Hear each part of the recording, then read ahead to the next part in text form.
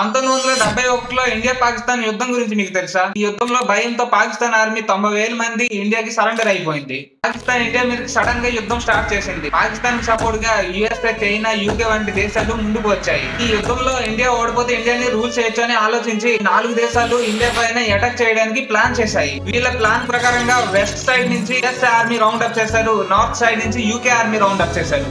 ఇంకొక సైడ్ నుంచి China army round up చేశారు.